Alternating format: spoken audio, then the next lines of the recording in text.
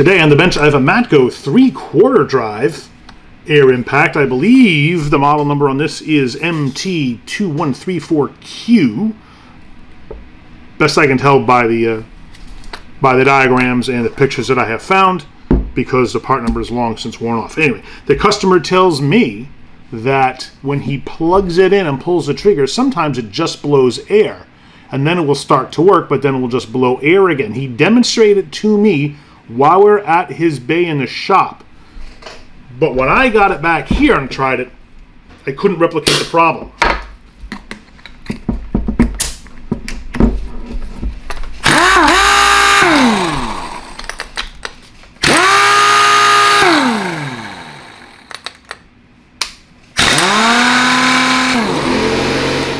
So without being able to replicate the problem, it's going to be a guess and some investigation. What I suspect is that there might be some buildup on the rotor, maybe some corrosion or some rust got on there, and it would cause it to seize until enough air went through to cause it to move again, and then it would move for a time, and then if there's some imperfections on the surface of the rotor, get caught up again. That's what I suspect, but let's take it apart and see what we find. If you've seen these videos before, you know what the first steps are. The 4 body screws on the back have to come out. That's a T25 torque screw in there. And these screws run the length of the body and hold the entire hammer housing onto it.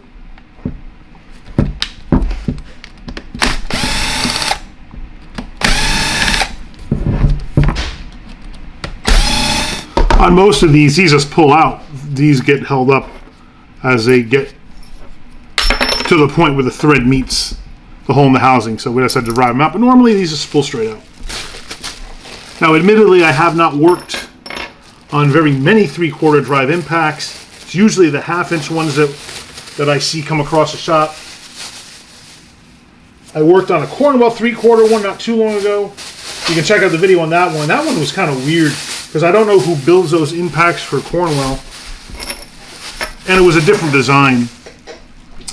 These from Matco are built by any one of a number of companies depending on when they were getting manufactured. Ingersoll manufactured them, I want to say about 10 or 20 years ago, and then they changed their manufacturer to, I think, Sunex for a while was manufacturing, and then PTP was a manufacturer for a while. So it really depends on who Matco has a contract with at the time. So I don't know which company actually made these, but they're very similar in design to the Ingersolls, no matter which one we look at. So once those body screws are out, just keep everything horizontal so parts don't fall out, and separate the hammer assembly from the body. Note that you have a gasket here, which sits in between the body and the hammer assembly. And it's going to be important to put this back together the same way it came apart. And sometimes these gaskets are made in such a way that you can tell, yeah, there's a tab here. That tab is going to go in a slot on the hammer housing there. So when we put this back together again, we just have to make sure we align it properly. I'm going to give a quick cursory look at the internal side of the hammer housing. It's covered in grease, so you really can't get a good look, but initially what I look for are metal shavings or anything that looks like it was being shredded or chunked off of the mechanism, but that looks okay. Next we look at the hammer assembly. The anvil just pulls straight out. You got to twist it a couple of times to get it past the hammers.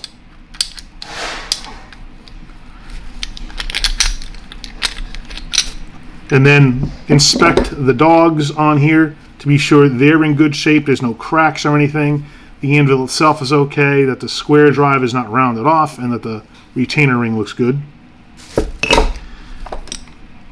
Push out these 2 pins, this one and this one. And then the hammer cage lifts right off the hammers. The inside of the cage looks pretty good. I don't see any... Oh, or do I? Nope, that was just a blob of grease. This looks good. The spline drive looks like it is intact. All the teeth are there. Look at the hammers to see if there's any cracks or premature wear marks on these surfaces here. That all looks pretty good. And note the orientation of the two hammers when they come out, because you're going to have to go back in the same way. And we'll go over this during reassembly, but note how on one of the hammers has a narrow slot on one side and a wider slot on the other, and the same is true for the other hammer. When you line these back up, you have to line up one of the narrow slots with one of the wide slots. If you line them up like this, it won't work right, because the internal shape of these is such that the dogs on the hammer have to engage regardless of what direction it's traveling. So make sure upon reassembly that you put a narrow slot lined up with a wide slot. Next is the rotor assembly. This should just pop out as one piece. Some designs have screws that hold this assembly into the housing. This one does not. Whoever made this one omitted that, which is fine. You just have to make sure that you don't get confused when you're trying to disassemble this, because there's always going to be grease here, and they're going to cover those screw heads. And if you don't see those, you're going to be wondering why the assembly doesn't come out. But this does not have those screws, so it just pushes out through the back, and the whole thing comes out as one assembly. As I do my initial inspection, I am noting that there is a lot of old lubricant on here, and that is not a surprise. That's typical, and it's burned up and it's extremely gritty. Usually I don't feel it this gritty, so it feels like sand. So there's been a lot of buildup over time on this. Now granted, this is just the outside of the hammer house, the rotor housing, so this doesn't turn or affect the movement of the rotor, but if it's this bad on the outside, I can't wait to see what's going on the inside. Remove the directional switch here. It just pulls out. You need a pair of pliers for that. There is an O-ring here, which I have to take note of, and this tab is going to tell us which way to put it back. On the rear of the housing is a bearing that you can't see because it's covered in grease. Yeah, you can kind of see it there. It's a shielded bearing, and this is the spindle of the rotor. It is held on with a snap ring. That's an external snap ring, so we're just going to take that out with a pair of snap ring pliers.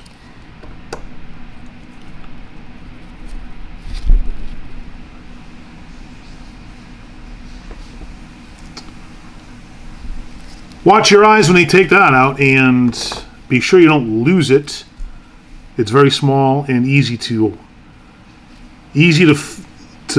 forget about or to overlook. So just make sure you keep an eye on that. I had a viewer who suggested keeping extra snap rings on hand. That's excellent advice. I don't know why I don't do that. Probably because I'm a moron. All right. This has a front plate that pops right off. On some models, this is going to be difficult to remove, but it's made out of aluminum. You can just gently tap the circumference of this and work it off if you have to, but that just popped off. I take out the bearing that's on the inside. Sometimes these are shielded. This one is not. There's no shielding on that bearing, and that's not uncommon. You just have to make sure that if you replace the bearing, you replace it with a shielded one if you can get those, or if this one's in good shape, just repack it. Now there is a wear plate on the back of this. Not all designs have the wear plate, but the wear plate just pops off. So sometimes you'll see just a face plate like this. Sometimes there's a wear plate in there. This one has the wear plate. And getting this bearing out on some of these models can be tricky, because it's a press fit bearing, and sometimes it can be very difficult to get that out because it fits so tight. But this one just slides right out. And then you add the rest of the plate, and that's the plate by itself. Now that everything's clear, you can pull the rotor right out. Just be careful because the blades are probably going to fall out when you do that. There's either 6 or 7 blades depending on what model this is. This one has 7. That all falls out, and there's a bearing left on the back here. Try to pop that one out too. This one might also give you fits if it's in there too tight, because it's also just a press fit. Sometimes they have mercy on you and you can pop it right out like we did on the front plate. I found that the easiest way to get this out is to take a 90-degree pick and try to fit it in the seam that is created between the bearing and the shoulder of the housing, and just push. And this one, luckily, just slides right out. I've only had one instance where I could not remove this bearing, and it was in a Cornwall unit, and I was convinced that someone had epoxied it in there because it was impossible to take out. Using heat, using cold, using brute force was not coming out. So we wound up leaving it in there, and I noted that to the customer. He didn't seem to care too much. I did tell him that if the bearing ever had to be replaced, we might have to replace the entire rotor sleeve here, which was going to be kind of a pricey proposition, but he was okay with it. So we left it in there. Other than that, the bearings usually come out pretty easy like this. Sometimes you have to tap them out or work a pick into that seam in there where you can start to work the bearing out. But I normally replace these bearings anyway. They're cheap, so I'll just pop 2 new ones in. And here is your empty rotor housing. Now that we have the housing and the rotor, let's pop the blades out so we get a good look at the rotor surface. And let's see what we're up against here. The surface, when I feel it, it doesn't feel bad at all. It feels smooth. I don't feel any gritty burned lubricant on there. If we clean this and just get all the old oil off, we see that this is very clean. There's zero rust, there's no pitting. That seems like it's in perfect condition. Let's look at the inside of the housing, and that also looks pretty darn good.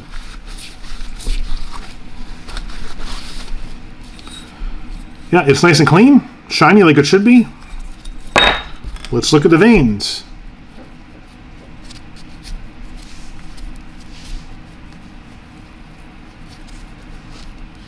There is old lubricant on there, which is not a surprise. It does feel like it's kind of viscous. And it could be that the vanes are worn down too.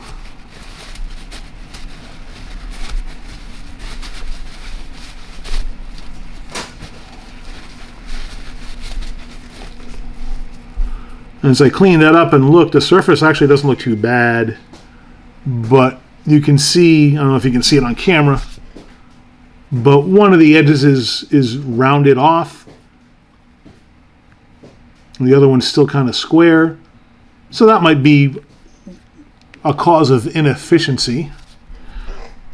But sets of blades on these are inexpensive, so we'll replace the set anyway. The rotor looks like it's in good shape, so that's not going to have to be replaced. So far, it looks like maybe the cause here is just the age of the lubricant on the vanes. Maybe these weren't extending out of the slots in the rotor the way they need to because they're going to get held up there. It's certainly not a problem with the rotor. So it looks like so far we're going to have on a parts list a set of new vanes and 2 new bearings. Now on to the body. There's a rear gasket there that we're going to take out.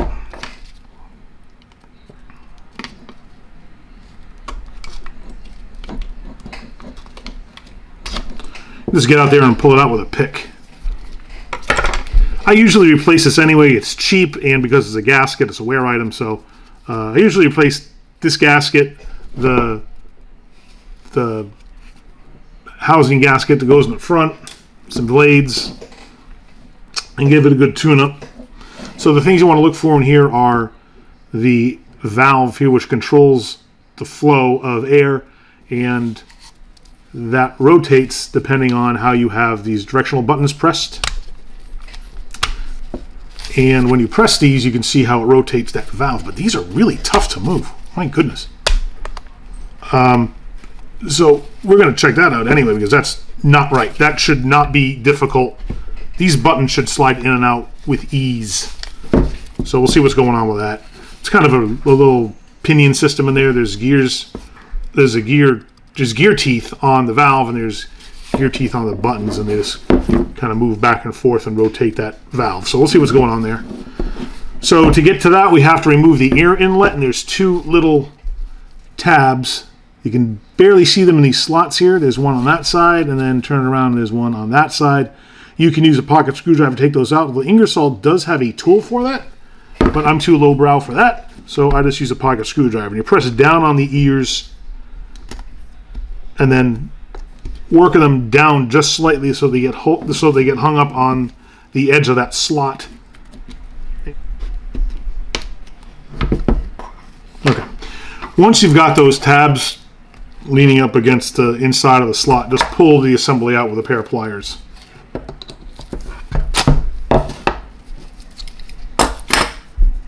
And inside here is the valve assembly here. That's the valve stem.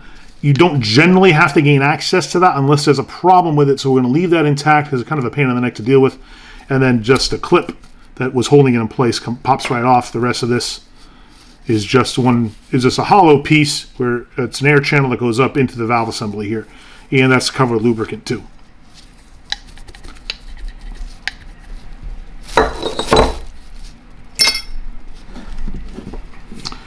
Once the valve has been removed, you can pull the trigger out because the trigger has a hook on the end of it here somewhere.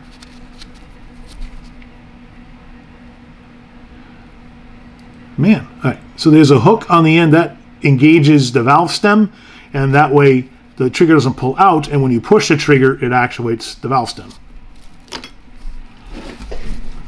And then we take out the directional buttons here. You do that by depressing a tab that catches on the partition here between the buttons. So extend one button up, push a pocket screwdriver down in there, and then apply a little bit of force this way to depress the tab and pop out the button.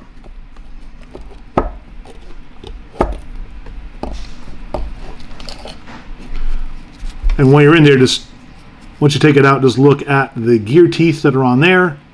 And they look pretty good. And then do the same to the other button.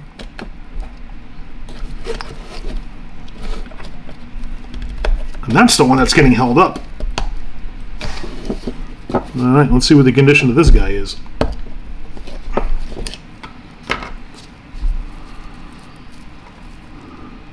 That actually looks okay. Finally, we're going to push this valve down and it'll pop out the bottom of the handle here. It should just pop right out, but it feels like it's getting held up. There it goes. And let's look to see what this guy's all about, because this is what was causing us some concern with its inability to turn easily with those buttons being pushed. So I just looked to see what the condition of this is. There are some smaller plastic pieces here. I have seen these where someone has been in there before and just wrecked those pieces. So make sure everything looks like it's intact. There are two O-rings, a blue one and a black one. That should provide some resistance to this valve as it turns. And I'm going to look at the pinion teeth on these. And they look like they are also intact. And the O-rings look like they're good.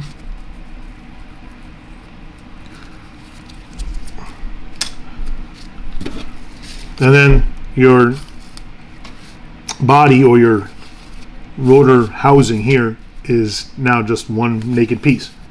We're going to put everything through the parts washer and then get a good look at the condition of all the pieces after we have them thoroughly cleaned.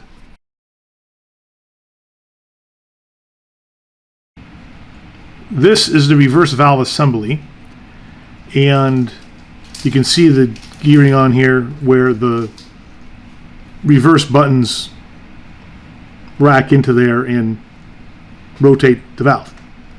There's two O-rings. There's this blue one and a black one. I don't know why they're different colors, but every time I've ever disassembled one of these units, this is the exact valve in every unit with the exact same colored O-rings, and I don't know why.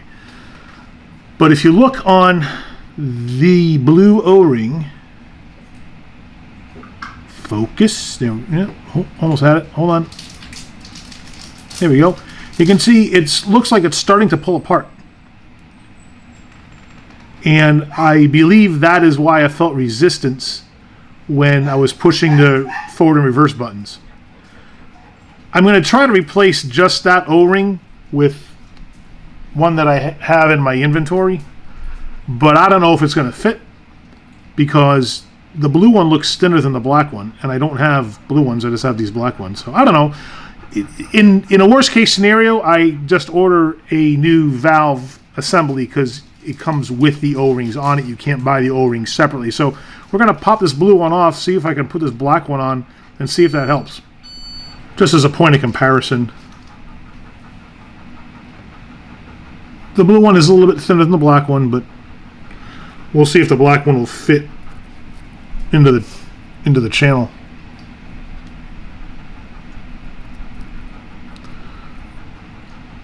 It seems to fit.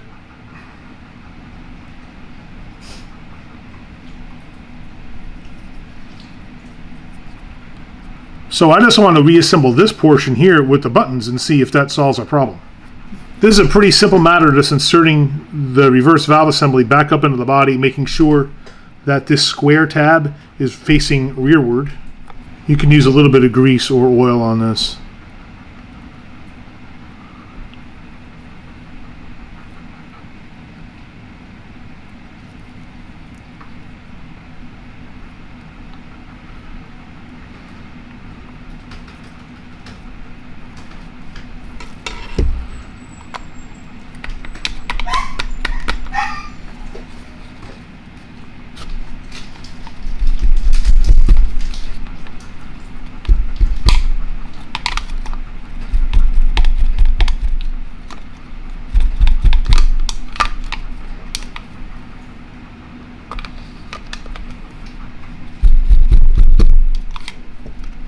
Yeah, it's got to be that O-ring I put in isn't the right one.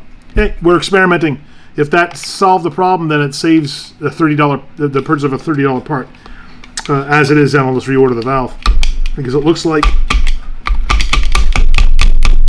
man, oh man, it looks like it's keying on that O-ring, and I can't even punch that through again. So I'm just going to wreck that if I keep hitting on it. So we'll just order the new parts. So what we're getting are a new set of rotor blades, a reverse valve assembly, and a new body gasket here, and a new gasket that goes in the rear. Once those come in, we'll put it all back together again and give it a test.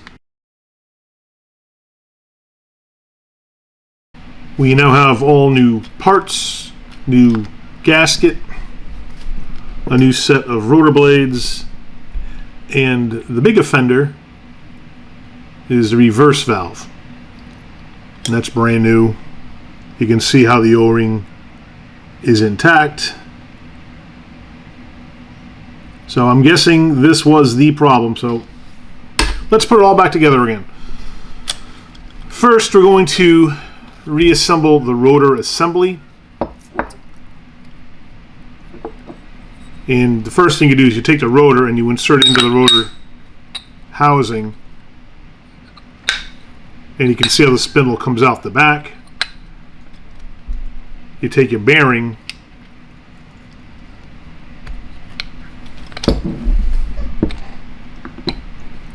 and hope that goes into place without too much work. There you go. That slides in there. Now you have to take your external snap ring and make sure it sits in the groove that's around this spindle.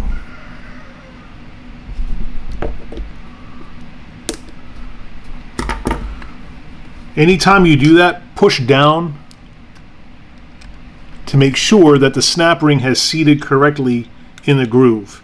If it hasn't, then it's going to pop off during use and you have to take the whole thing apart to go back in there and fix it. So just make sure that it sets in there right, and then you'll know it's correct if you can just swivel the snap ring around there, then it's in the groove because it's not sitting cockeyed with too much tension on it. So if you can just swivel that around like that, see that? Then you know you're good.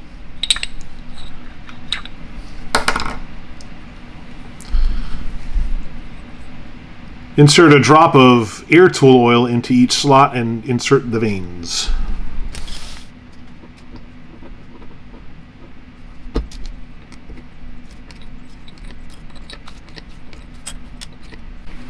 And then to spin this to make sure that the vanes extend out from their slots like that. That's correct, because they need to extend in order to catch the air as it flows around the rotor. As long as they're moving freely, then everything is in good working condition. A note about air tool oil. Some guys ask me what I use. This is the 10Z4 oil from Ingersoll. You can use any air tool oil, but it must be air tool oil. Do not use like the Marvel 3-in-1 oil, because that will get gummy over time and just slightly corrosive. You can use any air tool oil.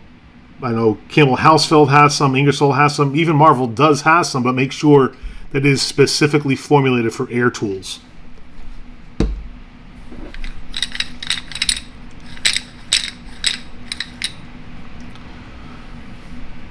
After that part is done,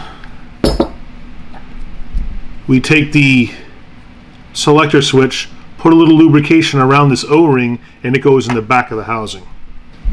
The tab here at the top fits into this largest slot in back of the housing, and this just presses in.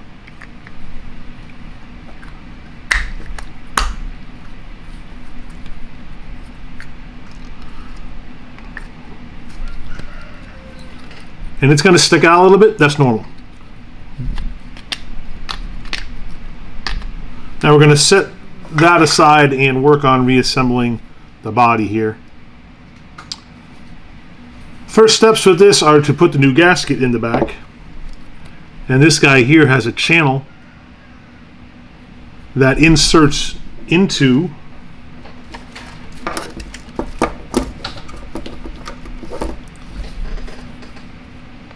a piece back here. It's kind of difficult to see on camera. If you were to do this yourself, it becomes obvious what needs to be done, because the gasket can only go in one way.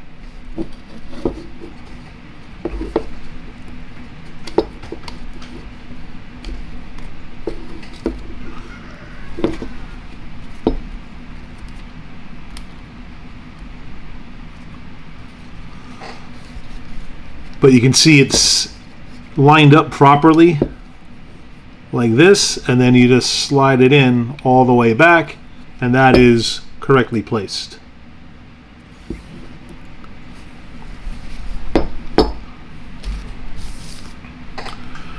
Next, our new reverse valve goes in. First, lubricate the O-rings. And you don't have to be too neat about it. It's okay to get grease on the gear teeth here, because we're going to be greasing up the buttons that go in there anyway. So a little bit extra doesn't hurt. But those O-rings are important, because this thing is going to pivot in there, and you have these O-rings that have to slide against the plastic body, so you need some lubrication to make it work easier. And when this goes back in, this tab here has to face rearward. So insert this up through the hole in the handle.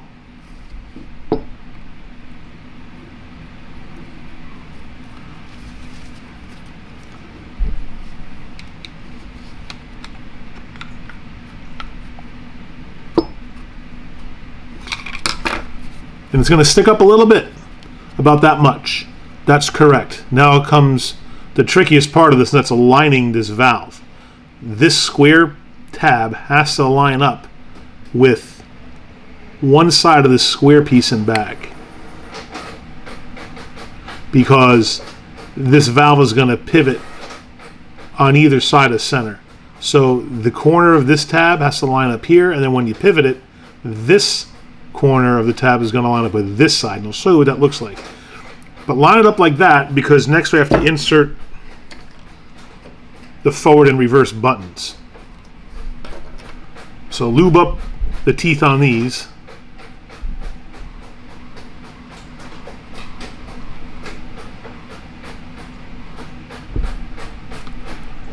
And these simply insert in the rear of the unit. They can only go in one way. This tab here faces the center line, and then the buttons are shaped such that they're only going to go in on one particular side or the other. So get that lined up and then depress the tab.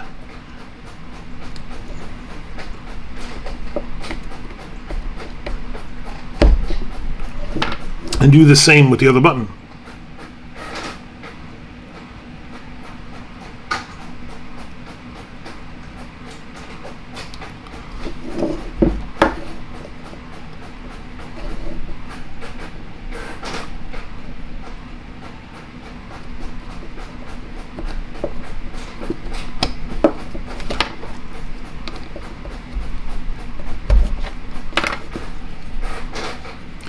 Now, if I got this right, and you can see I did not. This is a good way to show you how you can get it wrong. The buttons don't go down all the way, and even if they did, I'm now rotating that valve incorrectly. You can see how it is only off to one side of that square piece. That is incorrect. You want this tab to go equidistant to both sides of the square piece. So to remedy that, just pull the buttons out and try it again. So to give it another go, just line up that tab again.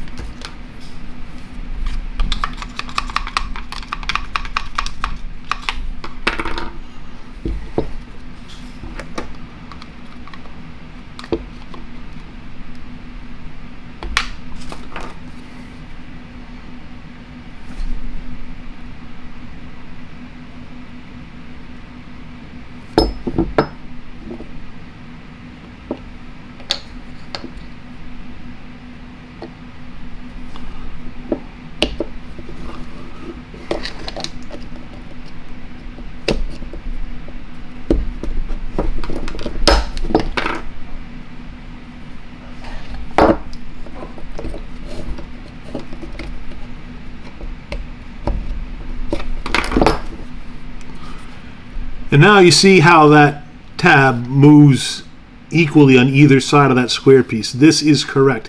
When I first put it in, I don't think I had one of the buttons pushed in all the way, and I think that's what caused it to not mesh properly with that little rack and pinion gear system in there. So that's correct. And it's way smoother than the old one we took out, which wouldn't turn correctly at all. So it used a lot of force once it got caught up where that O-ring was damaged. So this is much nicer. That's exactly what we're expecting. And the rest of this should go together pretty quickly. So next, we're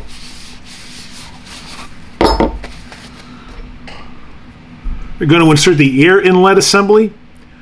The valve stem goes in first,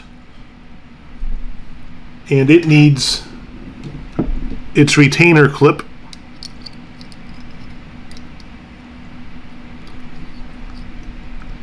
The retainer clip that snaps in place there, and when you insert this in the handle, all you have to do is line up these tabs here on that clip with the rectangular cutouts here. There is no way to screw this up. As long as everything is aligned properly, then it'll slide right in, and you'll hear the tabs click as they pop out of the slots in the handle when it's in place.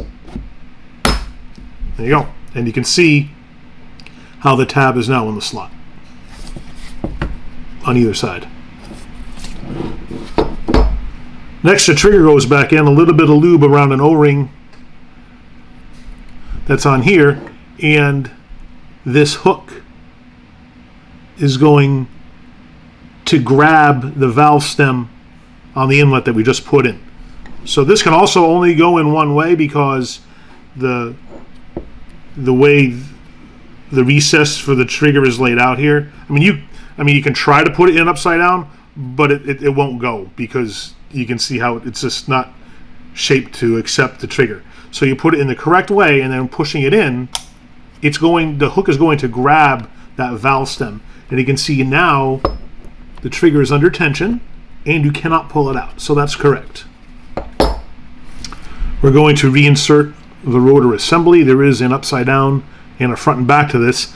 This square recess here goes on the bottom because it has to go around the square piece in the back that we used to line up that tab on the valve.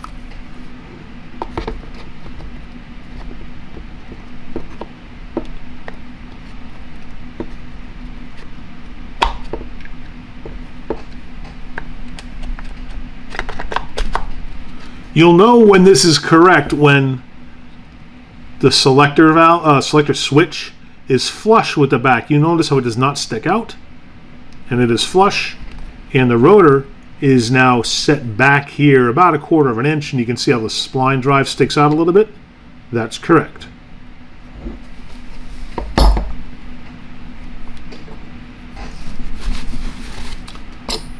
Take your end plate and your wear plate and insert the wear plate back into the end plate. There's only one way to do it because you have two tabs here, this smaller one here and this wider one, and they fit into recesses in the end plate.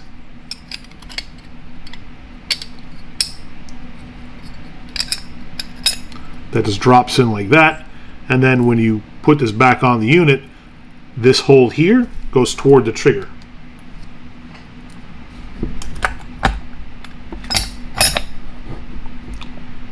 You'll also know it's correct when you look at the holes for the screws. The plate has cutouts in it that when it's properly aligned, you can see how it makes a complete hole with the holes in the body for the screws.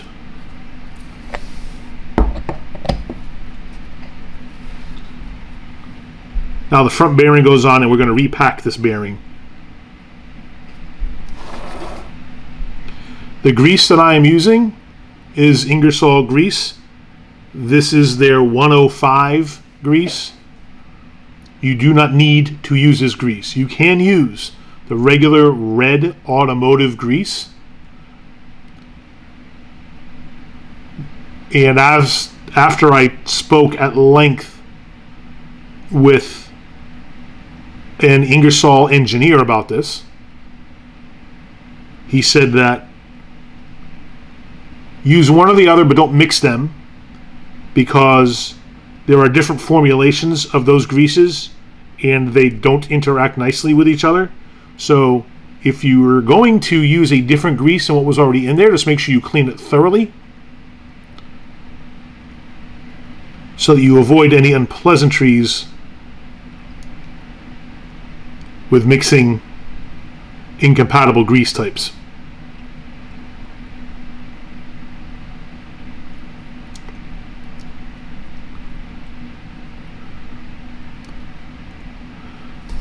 And that just slides over the spindle to the rotor. This gasket goes on next, and remember we talked about this tab here. This tab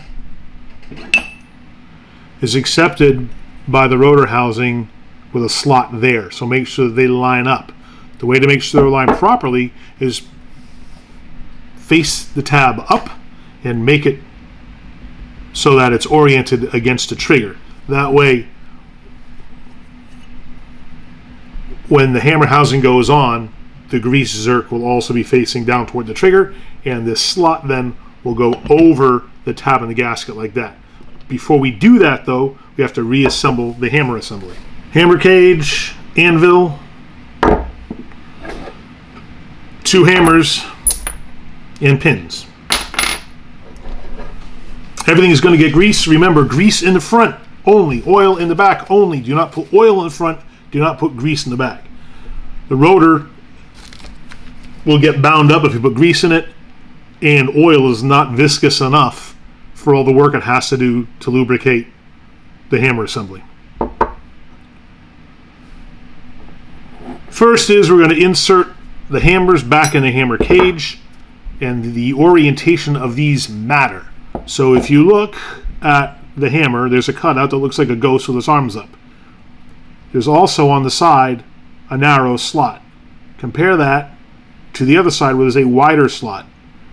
These must be oriented such that one of the ghost's hands are facing up and the other is facing down, and you have one narrow slot aligned with one wider slot on either side. See that? Because it's going to form a shape in the center that's going to hit the dogs of the anvil properly. If you don't do this, then it won't contact the dogs in the anvil properly and it won't work right. So lubricate these with grease, put grease between the 2 mating surfaces on here, as well as the whole outside surface. And then that's going to just drop in the hammer cage.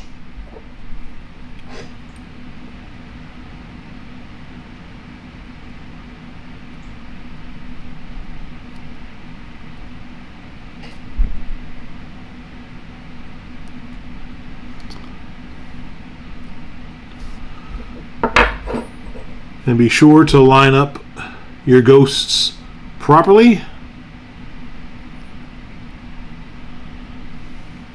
And then these drop in the hammer cage with those slots I showed you. Whoops.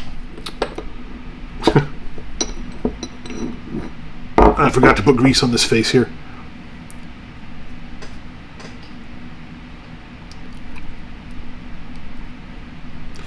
These line up with these slots here, facing these slots on the inside of the cage, because it's going to accept a pin that goes through there.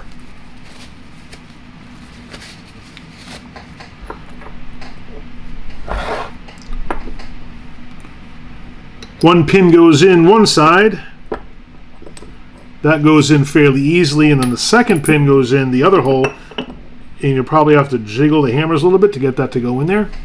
But there it is. Those pins are now properly placed and the hammers are retained. Do not tip this on end or the pins are going to fall out and the hammers will fall out.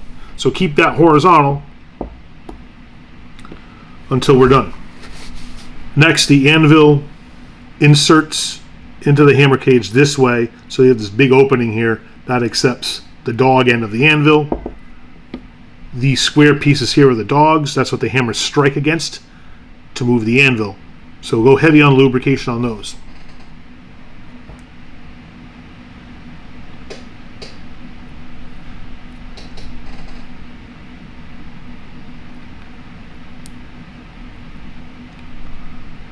To get that to insert, you're going to have to jiggle the anvil to get the dogs to set into the hammers properly. And that sits in there like that. Now make the spline drive, so the spline drive here mates up with the spline drive on the rotor.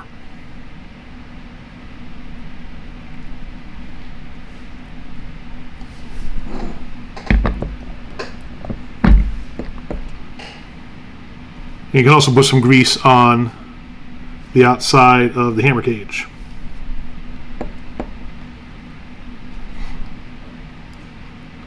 Ideally, the mechanic should be greasing this regularly, but we all know they don't always do that. So go a little heavy on the grease isn't such a bad thing, and always be sure that you're using this grease fitting on the hammer housing to insert more grease regularly. Better yet, take it apart, clean it out, re-lubricate it. It's never a bad idea, especially if you're a mechanic. I know you see the value in that, although it can be inconvenient. If you don't want to do it, that's okay. I'll do it for you.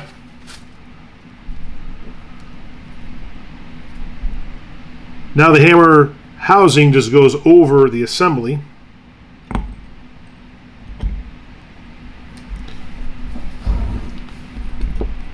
And the only thing left to do is to tighten down the body screws. This one's a little troublesome because for some reason the screws don't just slide in neatly in the body. They should just slide in, but sometimes some of the plastic on the body becomes deformed. Looks like that was the case here. So you just have to thread it in there. Not a big deal.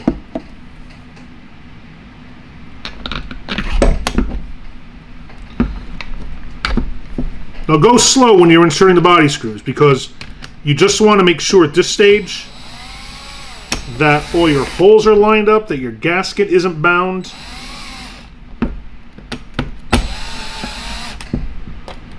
So we're not tightening anything yet, we're just getting all the screws loosely in place.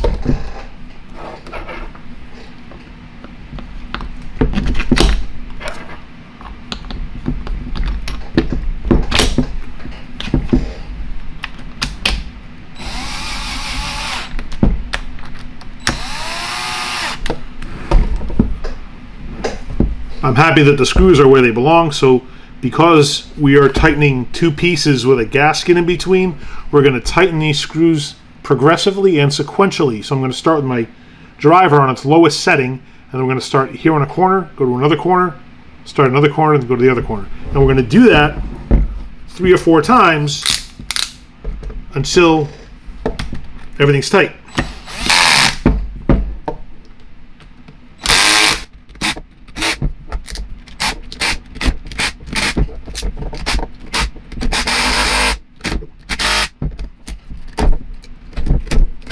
That ought to do it. Let's plug it in, see if it works.